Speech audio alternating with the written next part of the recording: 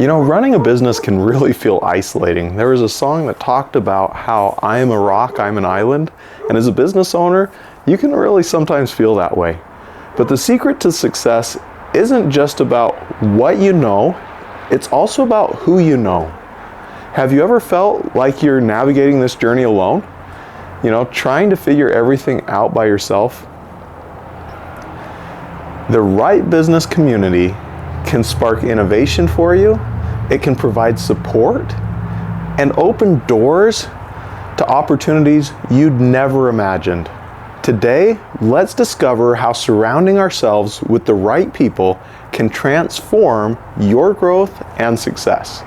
Welcome to Small Business Big Visibility, the podcast empowering you, adventurous small business owners, to attract your ideal customers and boost your revenue. I'm your host, Jason McKenzie. Each week, we'll explore easy-to-implement tools and strategies to take your business to new heights and build the lifestyle you want. If you're ready for more profits and less stress, let's get started. Now, yesterday we explored how to build a business that is going to align with your purpose and vision, which allows you to find more meaning in your work. But purpose alone's not enough. Once you've discovered your why, it's also time to build a community.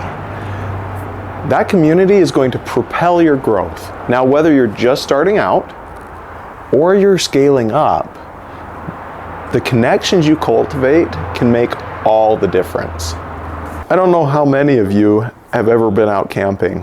I used to do a ton of camping growing up. And one of the challenges that we would do would be to try and light a fire with only one match.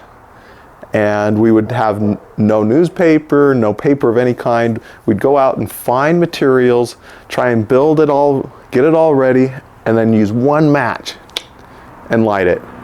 Now, if you didn't strike that match just right, or if you got a gust of wind that came just at the wrong moment, that gust of wind or that striking the match the wrong way, those could ruin all the efforts that fast for you.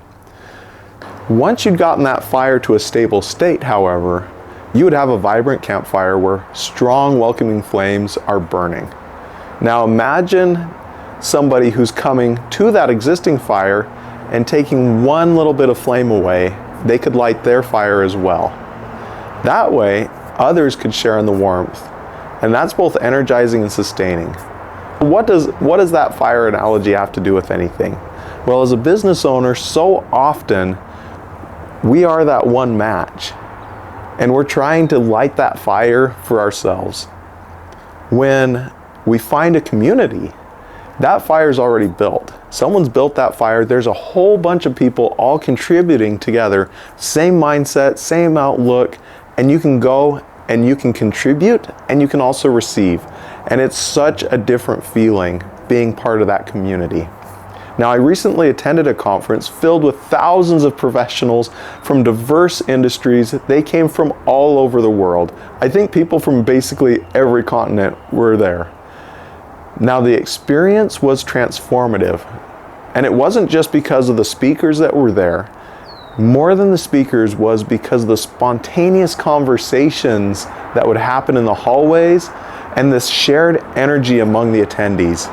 It reminded me that success isn't just built in isolation, it's cultivated through genuine connections and shared experiences. I met people there who could open doors I didn't ever imagine could be opened, and they were excited to make that connection. That's the power of a business community. It's not about reinventing the wheel every day. It's about joining this collective where the ideas are going to flow freely. Challenges get to be shared, and success is a mutual journey. For you, that next breakthrough could come because of a brief conversation, a referral, or a shared experience. These communities are where innovation meets support and where growth accelerates naturally.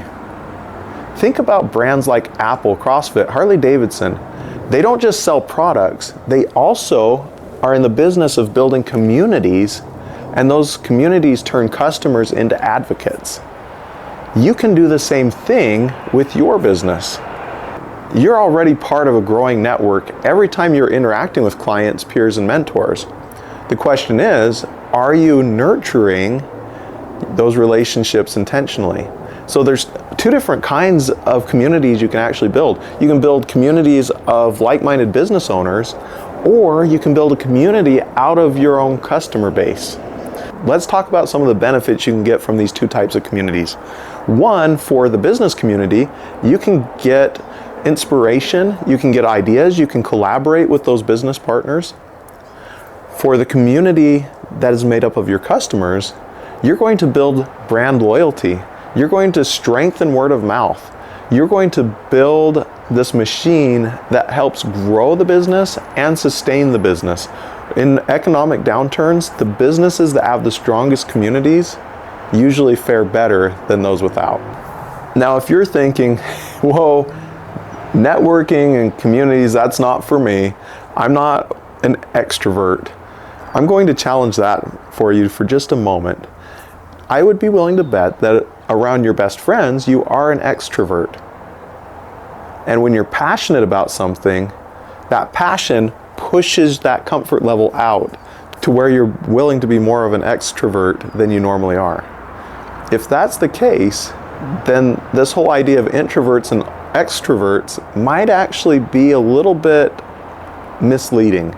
And what I mean by that is, when you're comfortable with the situation and the people, you're far less likely to be an introvert. So the trick is how to become comfortable in that situation. And that's a whole nother podcast for another time, but think about that for a moment. Start with a small group. Build that community with people you are comfortable with so that it's not as intimidating. All right, here's your challenge. I want you to reach out to one person new this week, whether it's a fellow entrepreneur, a mentor, or a potential collaborator. And if you're not already part of a community, take the first step by joining some group or attending some kind of meetup. Also, if this episode resonated with you, I'd love it if you'd share it with other entrepreneurs and let them catch the vision of being part of a community. Until next time, remember, with the right group around you, your business will thrive.